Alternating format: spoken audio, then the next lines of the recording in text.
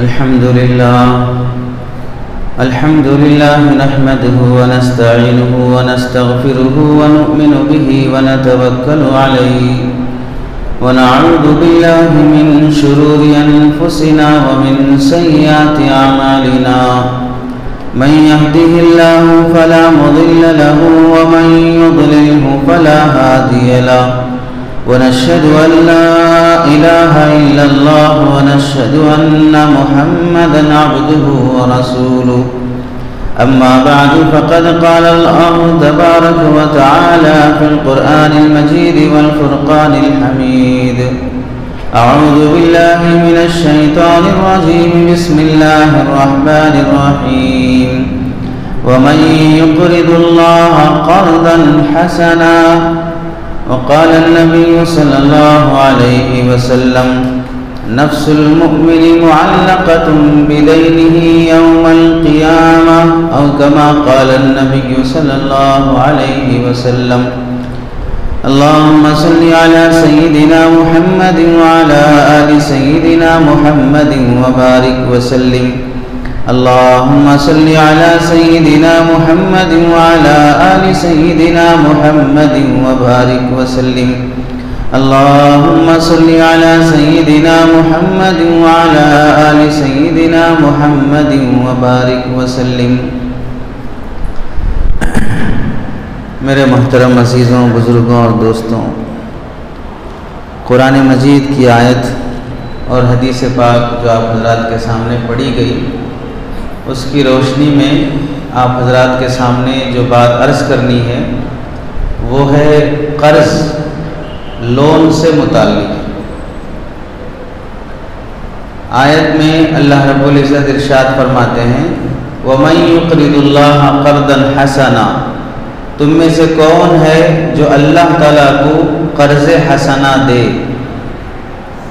دوسری آیت میں اللہ رب العزت ارشاد فرماتے ہیں یا ایھا الذین آمنوا اذا تداینتم بدین الی اجل مسمى فاکتبوہ، اے مومنوں جب تم آپس میں کبھی کسی کو قرض دیا کرو، ہینڈ لون دیا کرو، فاکتبوہ تو اسے رائٹنگ میں لے لیا کرو،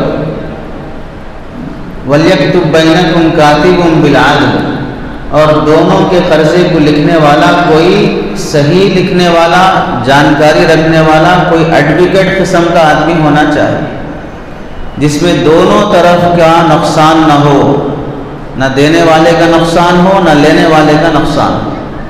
باقی پورے صفحے میں اللہ تعالیٰ نے قرض کے آداب اور قرض کے بارے میں گواہی بنانا بڑی تفصیل سے بیان کیے ہیں۔ حدیث پاک جو پڑھی گئی ہے اس میں اللہ کے نبی علیہ السلام ارشاد فرماتے ہیں نفس المؤمن معلقۃ ما کان علیہ دین، مسلمان کی روح لٹکی ہوئی رہتی ہے جب تک اس کے ذمے قرض کا ایک پیسہ بھی باقی رہتا ہے۔ انسان جب مر جائے، دنیا سے انتقال کر جائے، اگر وہ دوسروں کی قرضے، دوسروں کے پیسے، لون کی قرض کی شکل میں یا کسی اور طریقے سے حق لے کر مرا ہے تو اللہ کے نبی فرماتے ہیں نفس المؤمن معلقۃ، مومن کی روح لٹکی ہوئی رہتی ہے ما کان علیہ دین، جب تک اس کے ذمے قرض رہتا ہے۔ اب وہ قرض یا تو قیامت میں ادا ہوگا یا وہ قرض اس کی اولاد دنیا میں ادا کرے گی۔ حضرت سمورہ بن جندب رضی اللہ تعالیٰ عنہ فرماتے ہیں ایک بار اللہ کے نبی علیہ السلام جمعہ کے دن خطبہ دیتے ہوئے دوران بیان یہ پوچھا کہ تم میں سے فلاں قبیلے کا کون آدمی یہاں بیٹھا ہے؟ کوئی جواب نہیں دیا۔ دوسری بار پوچھا، تیسری بار جب آپ علیہ السلام نے پوچھا تو ایک شخص کھڑا ہوا اور اس نے کہا یا رسول اللہ میں اس قبیلے کا آدمی ہوں۔ آپ علیہ السلام نے فرمایا پہلے 2 بار پکارا، جواب نہیں دیا، میں جو پکارا ہوں کسی ناراضگی یا غصے کی وجہ سے نہیں پکارا ہوں، اچھے کام کی وجہ سے پکارا ہوں۔ اچھی بات یہ ہے کہ اب تک تمہارے قبیلے کا ایک آدمی جو مر گیا تھا اس کی روح قید میں تھی، جیسی راحت اسے ملنا تھا ویسی راحت نہیں مل رہی تھی، اب اس کا قرضہ ادا ہوا ہے تو اللہ تعالیٰ نے اس کی روح کو راحت پہنچائی ہے۔ حیات الصحابہ میں ایسے علامہ ابن جوزی نے، علامہ ابن عبد البر نے، ابن ابی الدنیا نے، مختلف علماء نے اس واقعے کو لکھا ہے۔ مسند احمد کی بھی روایت ہے کہ اللہ کے نبی علیہ السلام نے فرمایا کہ جب کوئی بندہ مر جائے اور اس کے ذمے قرضہ ہو تو ما کان علیہ دین، جب تک اس کے ذمے قرضہ رہے گا اس کی روح لٹکی ہوئی رہے گی۔ معارف الحدیث میں اس حدیث کے تحت میں حضرت مولانا منظور صاحب نعمانی رحمۃ اللہ علیہ نے لکھا ہے، اس کا مطلب یہ ہے کہ ایک مومن نیک عبادت گزار دنیا سے جانے کے بعد جیسی راحت اسے آخرت میں قبر کی منزل میں ملنا چاہیے تھی ویسی راحت اسے نہیں دی جائے گی۔ روح کے لٹکے رہنے کا یہ مطلب ہے، یعنی مومن مرنے کے بعد یا تو وہ گنہگار ہے تو جہنم کے احوال سے متاثر ہوگا یا جنت کے احوال سے راحت پائے گا۔ جنت کے احوال سے جیسی اسے راحت ملنا چاہیے ویسی راحت اسے نہیں ملے گی۔ اور دوسرا مطلب یہ لکھا ہے کہ اللہ تعالیٰ اس روح کو صالحین نیک لوگوں کے طبقے میں شامل نہیں کریں گے۔ تیسرا مطلب یہ لکھا ہے کہ واقعتاً اس روح کو جنت میں جانے سے روک دیا جائے گا کہ جب تک اس کا قرضے کا فیصلہ نہیں ہوگا اس وقت تک اس کی روح کو جنت میں جانے نہیں دیا جائے گا۔ دوسری حدیث میں اللہ کے نبی علیہ السلام نے فرمایا صاحب الدین محبوس بدینہ، قرض والا اپنے قرض کی وجہ سے محبوس قید میں رہتا ہے۔ یوم القیامہ، قیامت کے دن اللہ تعالیٰ اس کے قرضے کی وجہ سے اسے قید میں رکھ دیتے ہیں، خواہ وہ کتنا بھی بڑا عبادت گزار ہو۔ تیسری حدیث میں اللہ کے نبی علیہ السلام کی ایک دعا سکھائی گئی، اللہم انی اعوذ بک من الکفر والدین، اے اللہ میں کفر سے، کافر ہونے سے پناہ مانگتا ہوں۔ اللہ کے نبی علیہ السلام نے فرمایا ہاں، قرض لینا کفر کے برابر ہو جاتا ہے۔ شارحین نے اس کی شرح میں لکھا ہے کہ جب بندہ قرض لیتا ہے، قرض لینے کے بعد دینے کا ارادہ نہیں ہوتا، ٹال مٹول کرتا، جھوٹ بولتا، دھوکے دیتا، گھماتا پھراتا رہتا ہے، یہ سب گھمانا پھرانا، جھوٹ بولنا، دھوکے دینا، یہ سب مکاریاں اسے آہستہ آہستہ یہ سب گناہ کبیرہ ہیں۔ یہ سب چھوٹے چھوٹے ظلم یعنی شریعت کی نگاہ میں تو گناہ کبیرہ ہیں لیکن کفر کے مقابلے میں چھوٹے ہیں، تو یہ بڑے بڑے گناہ اگرچہ کہ کفر کے مقابلے میں چھوٹے ہیں، یہ سب ٹال مٹول، جھوٹ، دھوکہ، پھرانا، نہیں دینے کی نیت سے اس کی ٹوپی اس کی ٹوپی اس کو پہناتے رہنا، یہ سب آہستہ آہستہ اسے کفر تک لے جائیں گے، کفر تک لے جائیں گے۔ اور ایک حدیث میں اللہ کے نبی علیہ السلام نے فرمایا قرضہ مسلمان کو منافق بنا دیتا ہے، لون لینا مسلمان کو منافق بنا دیتا ہے۔ کیسے منافق بنا دیتا ہے؟ لون قرض لینے کے بعد ٹائم پہ نہیں دے رہا ہے، وعدہ خلافی ہو گئی، کل پرسوں دوں گا، حالانکہ کل پرسوں دینے کی نیت نہیں ہے، فلاں سے آنا تھا نہیں آئے، فلاں چیز بکنی تھی نہیں بکی، فلاں کے پاس پیسہ اٹکا ہوا ہے حالانکہ کسی کے پاس اٹکا ہوا نہیں ہے۔ جھوٹ منافق کی علامت، وعدہ خلافی منافق کی علامت۔ جب حد سے بڑھ جائے گا معاملہ تو جھگڑے کی نوبت آئے گی، اور جھگڑے کی نوبت آئے گی تو گالم گلوچ یہ سب شروع ہو جائے گا، اور یہ بھی منافق کی علامت۔ لون لینا آدمی کو منافق بنا دیتا ہے۔ اس واسطے اللہ کے نبی علیہ السلام نے قرضہ لینے سے پناہ مانگی ہے۔ اور بعض شارحین نے لکھا ہے جس قرضے کی اس قدر ملامت کی جا رہی ہے وہ قرضہ ہے جو بلا ضرورت لیا جاتا ہے، اور جو قرضہ ضرورت کی بنیاد پر لیا جاتا ہے اس قرضے میں ایسی وعیدیں نہیں ہیں جو سنائی گئی ہیں۔ ضرورت کیا ہے؟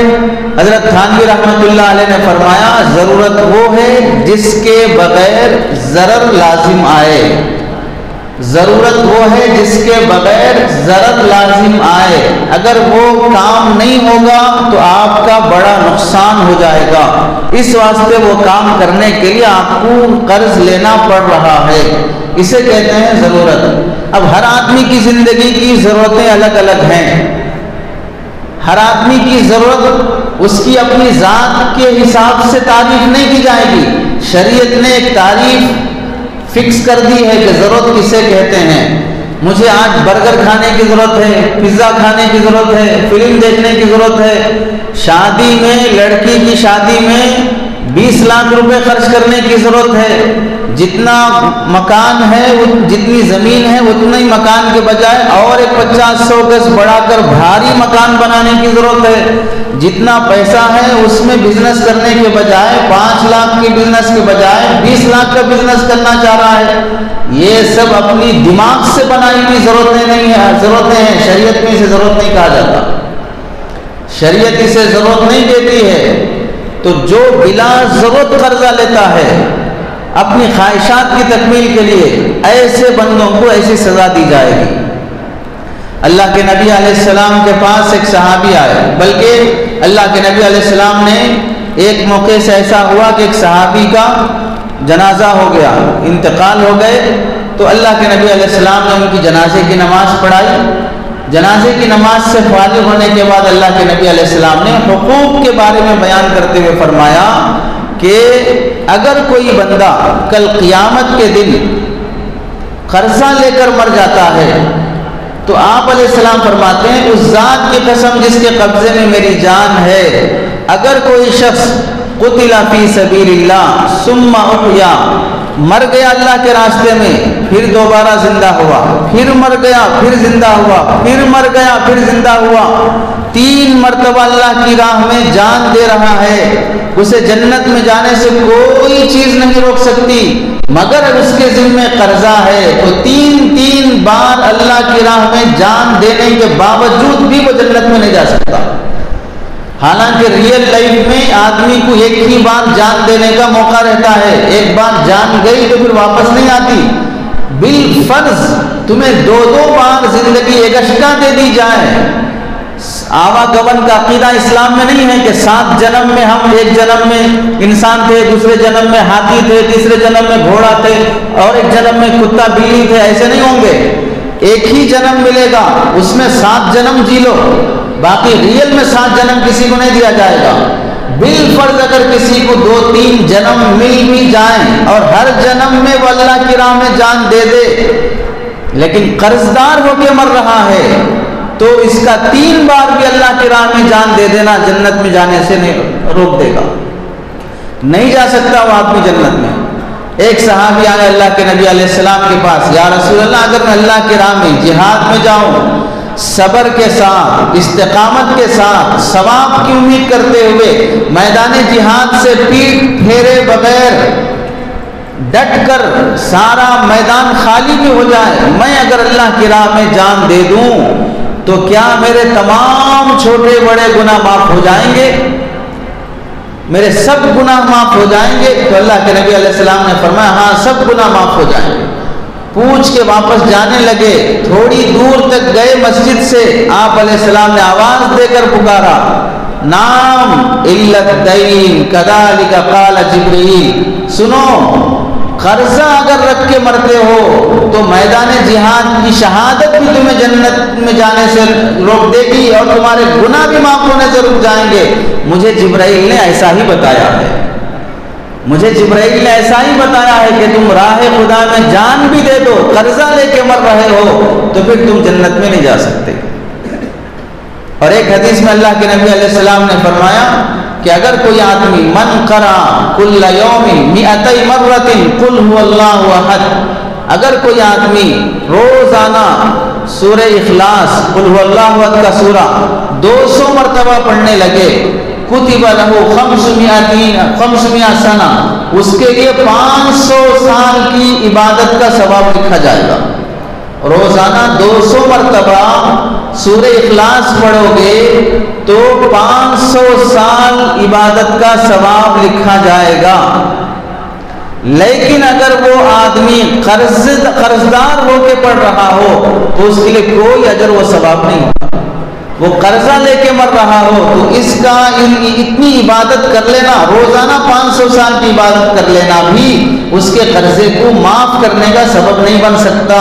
یعنی ہماری زبان میں اگر کوئی کسی سے لون لے کر واپس کیے بغیر نفل حج کر رہا ہے، عمرے کر رہا ہے، صدقے خیرات کر رہا ہے، مسجد بنا رہا ہے، یا غریبوں میں مدد کر رہا ہے، راشن اور کٹس تقسیم کر رہا ہے، تہجد پڑھ رہا ہے، تلاوت کر رہا ہے، کچھ بھی عبادت کر رہا ہو، ساری عبادتیں ایک طرف، اس کا قرضہ دوسری طرف، عبادتیں جنت میں لے جانا چاہتی ہیں، قرضہ اسے جنت میں جانے سے روک دے گا، اس کا قرضہ اسے جنت میں جانے سے روک دے گا۔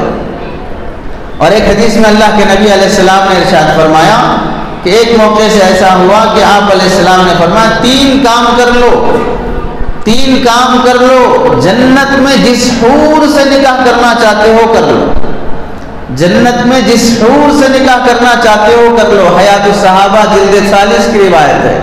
کیا 3 کام؟ آپ علیہ السلام نے فرمایا اپنے قاتل کو معاف کر دو، جو تمہیں مرڈر کر دیا، ناحق تمہاری جان لے لیا، اسے معاف کر دو۔ دوسرا، ہر فرض نماز کے بعد 10 مرتبہ سورہ اخلاص پڑھنے کا اہتمام کر لو۔ تیسرا، ایسا لون اور قرض جو تم کسی سے لیے ہو اس پر کوئی گواہ نہیں ہے، کوئی رائٹنگ نہیں ہے، کوئی دیکھا نہیں ہے، اب قرض دار جس کو میں قرضہ واپس کرنا ہوں، قرض کا مجھ سے پوچھ رہا ہے پیسے، اب میں یہ بول رہا ہوں کہ میرے پاس نہ کوئی گواہ ہے نہ کوئی ریٹنگ میں، کون دیکھا میں تمہارے سے قرضہ لیا، کون گواہ ہے، کہاں لکھا ہوا ہے؟ اس طرح کی آڑی باتیں کیے بغیر جس قرضے پر کوئی گواہ نہیں ہے اس قرضے کو امانت داری سے ادا کر دے، اس قرضے کو امانت داری سے ادا کر دے۔ پہلا کام قاتل کو معاف کر دے، فرض نماز کے بعد 10 مرتبہ سورہ اخلاص کر لے، اور تیسری بات خفیہ قرضے کو ادا کر دے، جنت میں جس حور سے چاہے نکاح کر لے۔ صدیق اکبر رضی اللہ تعالیٰ عنہ نے پوچھا یا رسول اللہ ان 3 میں سے ایک کام اگر کوئی کر لیتا ہے تو کیا اس کو بھی آفر ملے گا؟ 3 میں سے ایک کام کوئی کر لیتا ہے تو کیا اس کو بھی یہ ثواب ملے گا؟ اللہ کے نبی علیہ السلام نے فرمایا ایک کام بھی کر لیا ان 3 میں سے تو اس کو بھی آفر ہے کہ جنت میں جس حور سے چاہے نکاح کر لے، چونکہ ہر بندے کو مقروض ہونے کی نوبت نہیں آتی۔ بعض بندے ایسے ہیں کہ انہیں کسی سے پیسے لینے کی ضرورت ہی نہیں، اللہ نے بہت فراوانی سے دے رکھا ہے، تو پھر قرضہ ادا کرنے کی نوبت کہاں سے آئے گی؟ تو ان میں سے جس کو کون سی عبادت کی توفیق مل جائے وہ کر لے تو اللہ تعالیٰ جنت میں جس حور سے چاہے نکاح کرا دے۔ لیکن اس کا مطلب یہ نہیں کہ فرض نمازیں چھوڑ دیں اور حرام کمائی شروع کر لیں، گناہ کر لیں، باقی یہ 3 کام کر رہے ہیں۔ ارکان اسلام تو چھوڑ دے رہے ہیں، فرائض چھوڑ دے رہے ہیں، روزے چھوڑ رہے ہیں، زکوٰۃ چھوڑ رہے ہیں، یہ 3 کام سورہ اخلاص پابندی سے پڑھ رہے ہیں، اس پر یہ اجر نہیں ہے۔ پہلے سطر چھپاؤ، بعد میں صدری اور پگڑی پہنتے، پہلے تو سطر چھپا لو، اس کے بعد صدری اور پگڑی پہنو گے۔ سطر تو کھلا ہوا ہے، پہلے اس سے پہلے ہی سجنے سنورنے جا رہے ہو، پہلے صابن سے تو منہ دھو لو، اس کے بعد پاؤڈر لگاؤ گے، میک اپ کر لو گے۔ سڑی صورت میں میک اپ اچھا نہیں دکھتا ہے۔ ایسے ہی فرائض چھوڑ کر نوافل کے اہتمام سے اللہ تعالیٰ کے نزدیک کوئی اہمیت نہیں ہوتی ہے۔ ان نوافل کی عظمت بتانے کا مطلب فرائض کے بعد ان نوافل کی عظمت ہوتی ہے۔ فرائض چھوڑ کر کوئی نوافل کا اہتمام کرتا ہو تو اس کی کوئی عظمت اور اہمیت نہیں ہوتی ہے۔ حضرت تھانوی رحمۃ اللہ علیہ نے لکھا ہے اگر کسی آدمی کو ایسی عبادت جو ڈائریکٹ اسے جنت میں لے جانے کا سبب بنتی تو وہ تھی اللہ کی راہ میں جان دے دینا۔ اس سے بڑی عبادت اور کون سی ہے کہ ایک تو ہم اپنا ٹائم نکال کے آدھا گھنٹہ نماز کے لیے آ رہے ہیں، اپنی کمائی میں سے 2.5% نکال رہے ہیں، وہ بندہ تو پوری جان ہی نکال دے رہا ہے اللہ کی راہ میں، اس سے بڑی عبادت کون سی ہے؟ لیکن اس عبادت کے باوجود بھی وہ جنت میں نہیں جا پا رہا ہے قرضے کی وجہ سے، تو بتاؤ اب تم نہ وہ جہاد کا موقع ہے، اب کوئی ایسا دشمن ہندوستان میں ایسا نہیں کہ تم تلوار لے کے نکلو اور فلاں سے لڑائی کرو، یہاں تو جہاد کی بات ہی نہیں ہے، نہ اس کی اجازت ہے، تمہیں وہ جہاد بھی نصیب نہیں ہوگا اس زمانے میں اس جیسی عبادت کر سکو۔